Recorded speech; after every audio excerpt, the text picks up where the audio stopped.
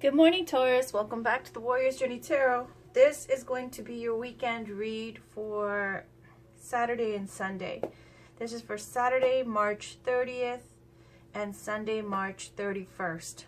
Just a reminder that Jupiter enters the conjunction with Saturn and Ketu, or Ketu, I don't know, on the 30th of March. This is a big transit, the big conjunction. It's something that is going to bring good fortune, okay, and more spiritual qualities and more saintliness, and a time for doing philanthropic things, benevolent things, tapping into your own spirituality, and spreading joy and happiness, and it reaping you much kind of good karma and benefit. So let me get started here. I'll just light this little one because I don't have time to make candles lately. Let me also light some, let's do Palo Santo.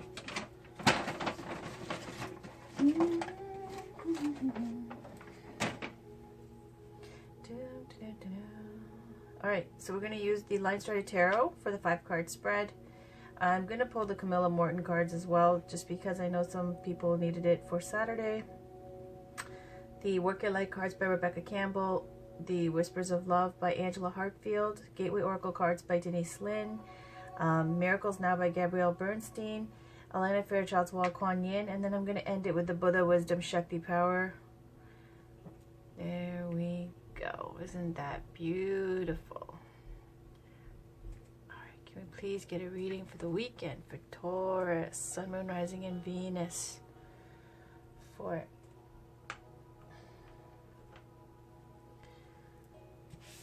Saturday and Sunday, the 30th and the 31st. Your love reading for April, or your reading for April. I'm not going to call it a love reading. It's just going to be whatever comes up. Generally goes that way anyways. Is going to be up today. I couldn't do it yesterday. All right. So this is for Taurus, Sun, Moon, Rising, and Venus. Can we please get a wonderful, happy, positive reading for the Taurians who need to hear this, or for whoever needs to hear this. This is for Saturday and Sunday. This is a weekend read. It's for Saturday. Whoa, ho, ho, ho. Reunion again. Okay, that's too much. All right.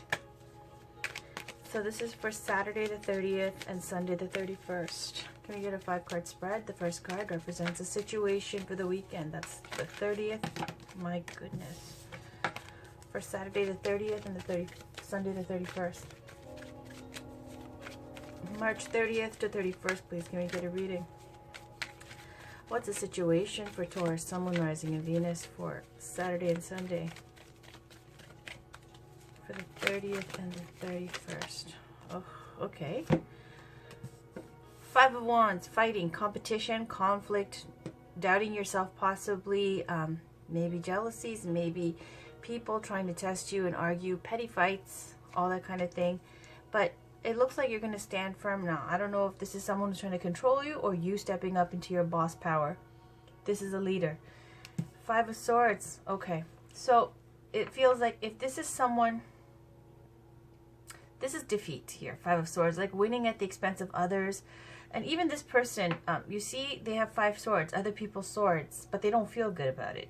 Conflict and winning at the expense of others, abuse of power, disgrace, humiliation, all that kind of things. Those wonderful things. But this is regarding this conflict here.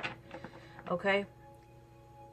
Page of Wands, some communication of inspiration. I don't know. All right, let's just keep going.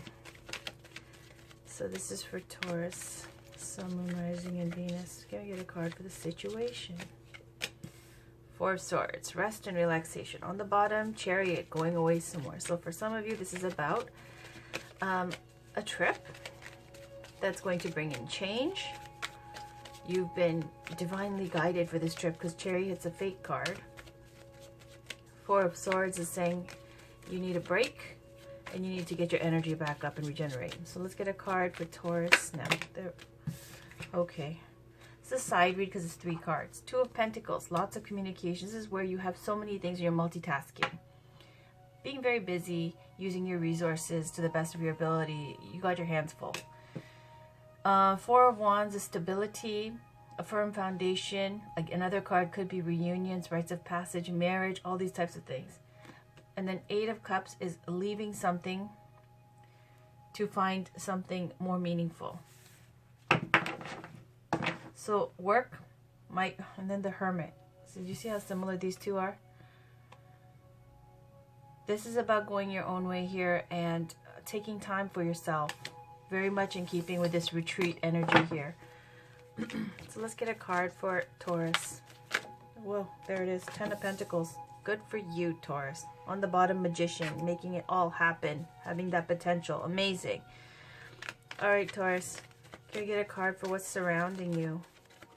10 of Pentacles is a very powerful card because it's the completion of the material world. This is stable energy. This is energy of legacy, lineage, deep roots, good last family name, inheritance, money, wealth, stability. Well, okay. All right, that is how they want to do it. So this is Queen of Cups. This is what's surrounding you. And I'm going to take this. Ooh, outcome, King of Pentacles. Ooh, all right. On the bottom, Eight of Cups again. And the High Priestess on the bottom. Okay.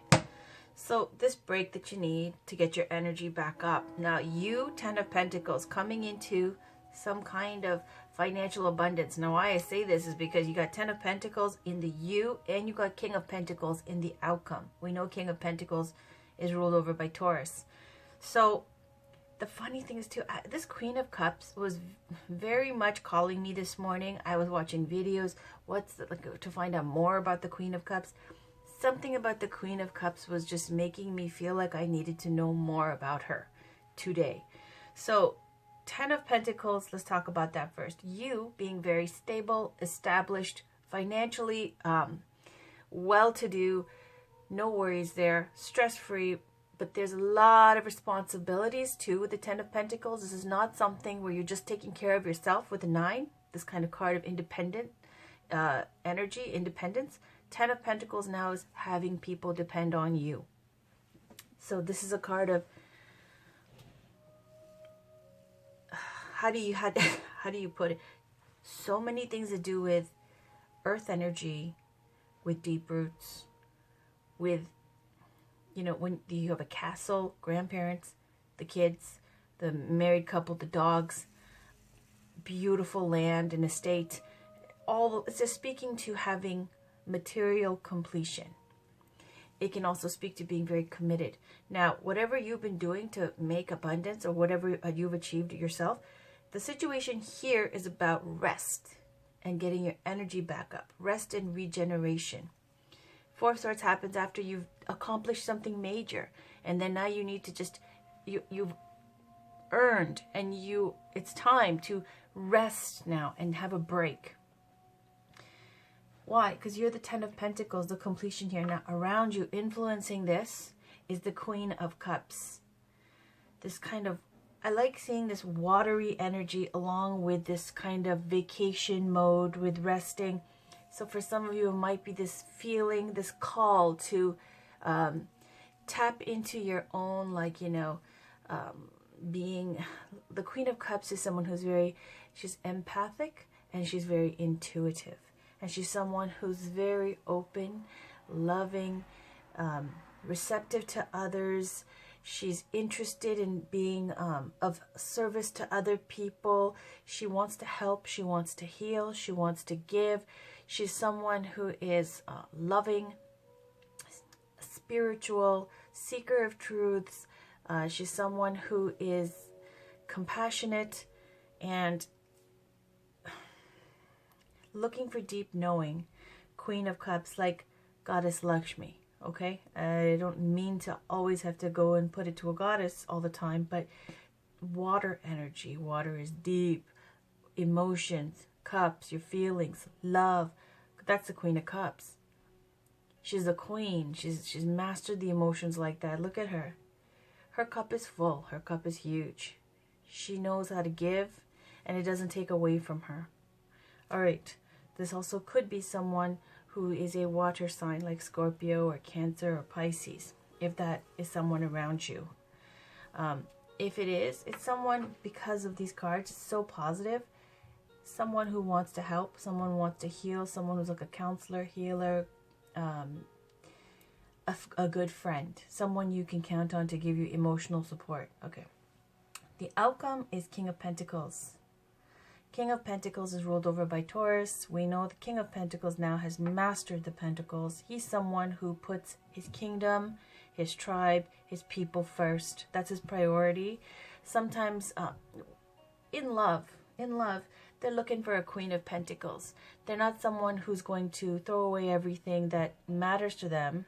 And this is something where King of Pentacles, things like your culture, your spiritual background, your family, your tribe, all matters. Whoever this person picks has to be, you know, a good fit in the King of Pentacles world. Now, King of Pentacles is also likened to Midas. This kind of thing of you not knowing what you had until it's gone. So sometimes being too materialistic, sometimes too focused on people being property or owning people, like the King of Pentacles feeling like, you know, whoever they've loved in the past, like even if you break up, like they're yours. You know what I mean? So this kind of ownership over people. Not saying that that is the only thing the King of Pentacles will do, because Taurus is ruled over by Venus, the goddess of love and beauty. So absolutely, Taurians know how to love and love deeply. But the King of Pentacles is always focused on facts and the bottom line and the tangible things, not just airy-fairy stuff. It's not going to persuade them to go this or that way. It's got to be based on real, you know, down to earth things. King of Pentacles is someone who's a good friend, a good boss, benevolent leader, wants to see everybody do well, a good partner, wonderful husband, all that. It also is a very father energy as well, or like a husband energy too, because the Queen and the King, because they have this element, this earth energy of giving and being able to, you know, create life, that kind of life-giving earth energy. They also have this kind of matriarchal feel to the Queen of Pentacles, and the patriarchal feel to the King of Pentacles, but not in an ignorant way, okay, but more in a very well-defined leadership, kind of with a nurturing quality to them. Now the outcome here is the Eight of Cups, leaving a sad situation, something that wasn't fulfilling and going away. And that's going with Four of Swords as well. So for some of you, it might be that you're taking a break, going away on vacation, needing to get your energy back up because you just accomplished something major. You've now have this financial stability and come into some kind of wealth or abundance has made you this possible now with the King of Pentacles and the Ten of Pentacles. For some of you, you might be your own boss because you've mastered the Ten of Pentacles. These are both cards of mastering and completion with the Pentacle realms. Queen of Cups, again, empathic, intuitive, sensitive, artist, a healer, all these types of things. Very compassionate energy, very loving and open. Like sometimes Queen of Cups comes up when someone who's able to dream and be positive and optimistic all the time. They're always looking and dreaming about their future. They can stay in that kind of engaged, loving, wanting to see what the future holds, wanting to make a better future all the time, that kind of optimism and wanting to help as well.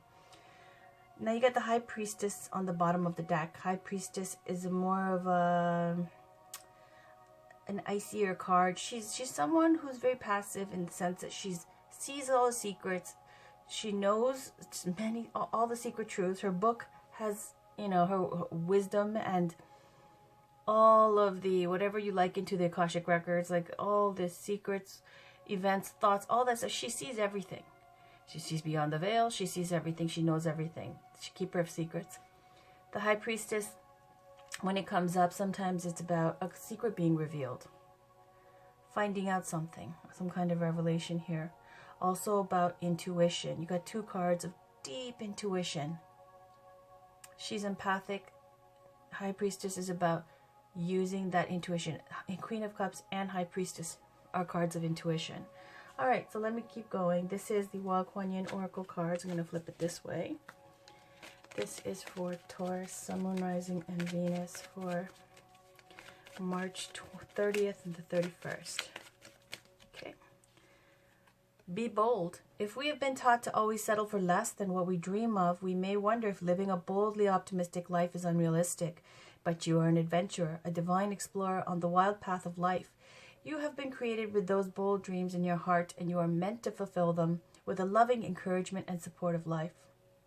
So it's saying, with the 8 of Cups and the 4 of Swords leaving, right? Trusting into your intuition. Both is saying listen to your intuition regarding this, whether it be where you're going to go, about whether or not you should be taking a break and leaving. Saying be bold. And don't settle for less, because that might be something that you've been taught, to settle for less. And it's saying, even if you wonder if it's unrealistic, see, because I remember I was talking about optimism with the Queen of Cups as well. And it says here, we may wonder if living a boldly optimistic life is unrealistic. It's not. King of Pentacles, 10 of Pentacles, it definitely isn't. Okay? And saying being an adventurer, it looks like you're going to go on an adventure. And loving encouragement and support of life. All right, so be bold. Beautiful. Let's keep going. This is Gabrielle Bernstein's Miracles Now. Let's get a card for Taurus, and I'll read the bottom card as well.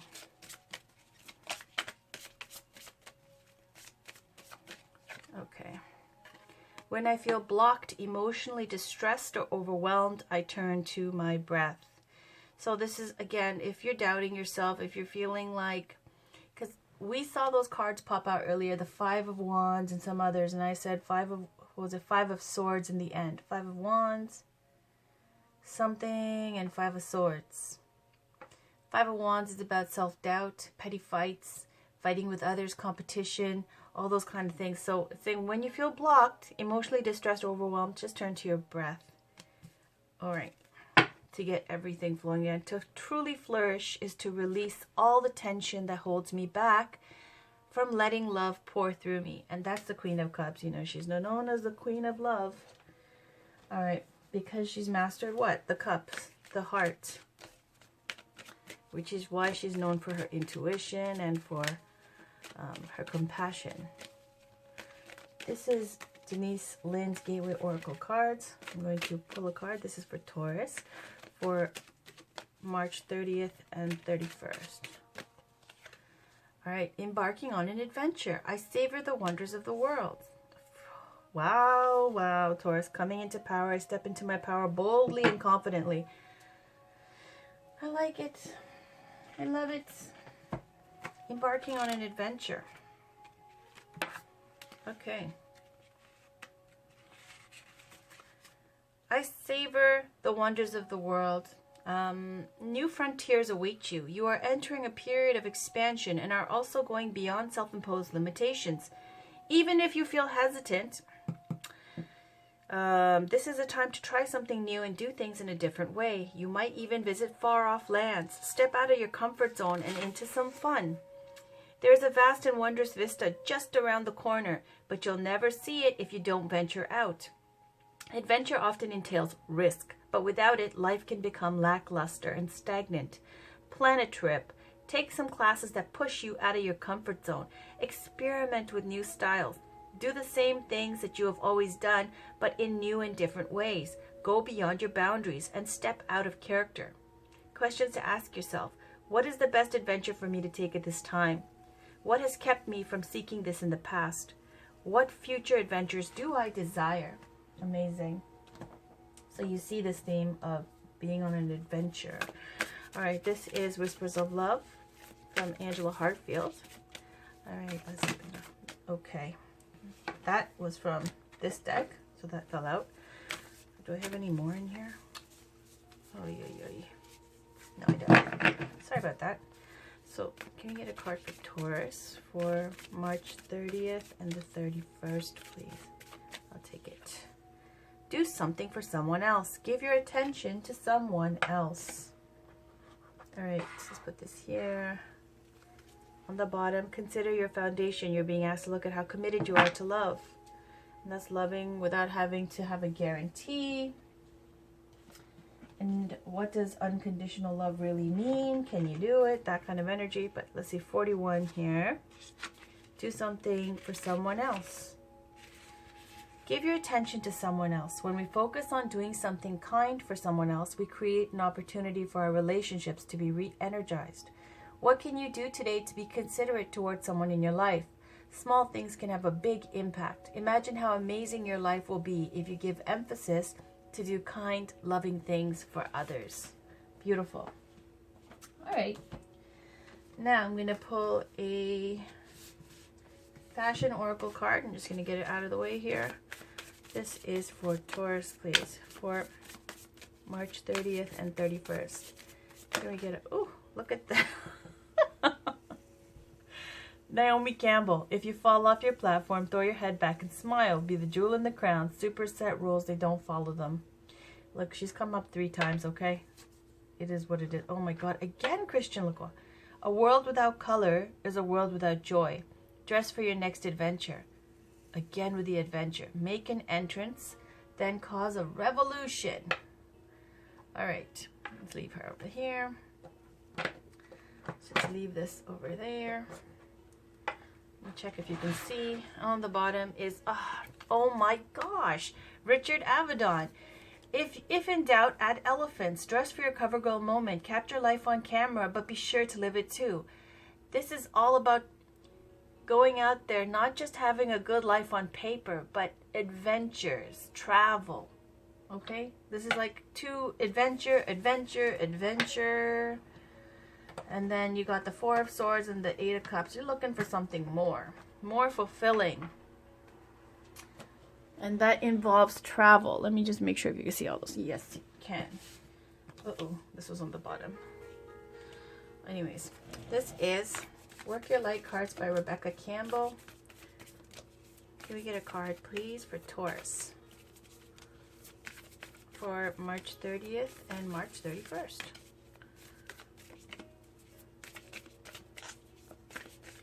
What does Taurus need to know for March 30th and the 31st, please?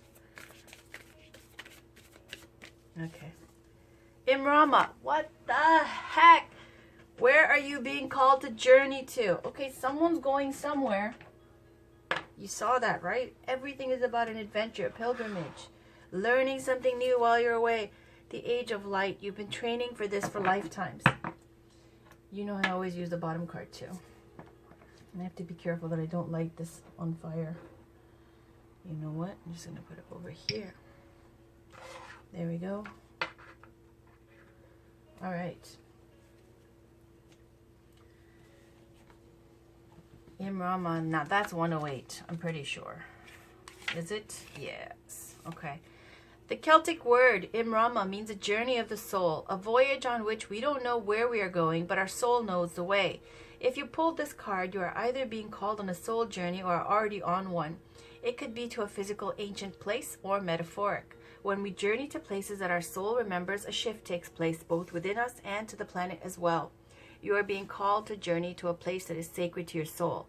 Perhaps it is to journey to the world's sacred sites, or called to cross the country, climb a mountain, lie on the desert floor, or drink from an ancient well.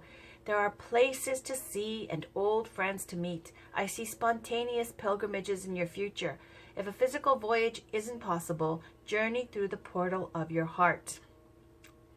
And that feels like Queen of Cups too. Look at how she's looking into that cup. And there's a little goldfish in there. Follow the invisible soul trail and be willing to explore. Maybe read a book or watch a movie about a sacred time or place. Or perhaps you're being called to study an ancient lineage or body of work. Whatever your circumstances, your soul is ready to journey deep. So this is also, again, about possibly studying some kind of ancient lineage or some type of different faith other than yours. I don't know, okay? Some kind of pilgrimage, something spiritual. It says, hold the card on your heart and say, may seeds of light long ago planted begin to rise. I am ready to remember ancient secrets from lands that my soul knows from times past. May I be held by the ancient lineages that my soul has served, and remember that I don't have to do it all alone. Now, I told you guys before so many times already, and I don't know if you guys are getting bored, and I'm not trying to get all religious on you guys, but it's a time with the astrology going on that it's going to be a major push for spirituality for everybody. So here I have some notes, okay? March 30th. I already said about Jupiter in retrograde in Gandanta, which is about karmic knots being untied. It's the Saturn is about karma. Ketu is about detachment or moksha, liberation. And Jupiter, the planet of Jupiter, is about wisdom and all these types of wonderful blessings. Wealth, husband, kids, all whatever is important to you in that way. It's a big planet of good fortune. Okay, so dharmic, religious, righteous sentiment. Huge upliftment of entire planet. Immense changes, influences your future. Time for spiritual evolvement. So conjunction of Saturn, Jupiter, and Ketu, it's about attend God's call. And spread happiness and joy everywhere. Learn the art of giving. And especially for Taurus, it says in the 8th house, something chronic will go away. Address the elephant in the room. It's a highly occult time. All right, guys, but that's just a few of my notes from just snooping around on these astrology channels. I'm not an astrologer, but that's another thing I want to beef up on too. So that is why we're getting such spiritual cards, especially because of 30th, that Jupiter entering that conjunction, okay, of Saturn and Ketu. Let's pull a card from Buddha, Wisdom, Shakti, Power. This will be the final oracle card. This is for Taurus, please. Can I get some lovely spiritual light, positive message for this weekend? Oh, an imp. One of the 8 classes of demons. Choose positive thoughts that will chase away the devil. Amazing. On the bottom, Vajravarahi's creation, fusion, mandala, bliss, swirls of delight, focus on beauty, manifest harmony. So let me just put these here. Ooh, look at this. Okay, I love this deck. I love it. Anyways, let me just make some room here. You guys know I have tons of these little holders. 2 more. 1, 2. All right, that's the one on the bottom, the one on the top. All right, so let me read this. The imp, huh? Number 20 something, 29. Okay, 29, an imp. Let me just make sure you guys can see. Definitely looks like a demon. All right. Buddhism recognizes the fact that there are other energies and entities existing in the world that we can't see, but that do interact with us and affect us. In the highest sense of the word, demons are simply the projections of our own minds, our fears and hopes externalized and given power over us by our own accord. If you wrestle with it, you come under its spell, but if you acknowledge it while remaining calm and open, it passes right through you and doesn't stick. Spirits are the cause of disease and natural disasters. Good luck and bad luck, the source of Charlie Brown's friend Pigpen's little black cloud, and the reason a person may see everything like Christopher Robin's friend Eeyore does, a bit sad and gray. Some demons are parasitic and feed off of negative emotions, and so encourages us to have them. But some are benevolent and can emit the faint scent of flowers and streams of positive, happy thoughts that waft through the air or cause a shower of blossoms to fall. During the 7th and 9th century, there was an attempt to classify these energies. The list has changed over the centuries, but is still known as the 8 classifications of demons, or the impure manifestations of the 8 types of consciousness. A few examples are Sadags, Titans or guardians of the upper realms, Maras, obstacle creators, Rahula, the force behind eclipses that bring adversity or obstacles, Terang, imps that move household objects and make children sick. Rakshasas, demons. Yakshas, tricksters. Mamo, ogres or demonesses. And Nagas, water and earth spirits that live in trees, rocks, and waterways. They can be friendly or antagonistic according to how you treat their home. So here it says, an imp, one of the 8 classes of demons. Choose positive thoughts that will chase away the devil. Speaking to sometimes when you have these kind of issues of just being in, like they were even saying, pig pens, like, you know, cloud that always chases him. Something that makes kids sick. These different types of demons. Some of them are benevolent. It's a spirit realm. This might even be something, you know, that's, I don't know, man, around you or inherited, okay, through your own family, you know, issues that haven't been resolved yet through your bloodlines. Whatever it is, it's saying you have to keep thinking positive because they feed. The ones that are hurtful are feeding like parasites off of you, off that negative energy, wanting you to make more energy that's negative. All right, so let's look at number 40.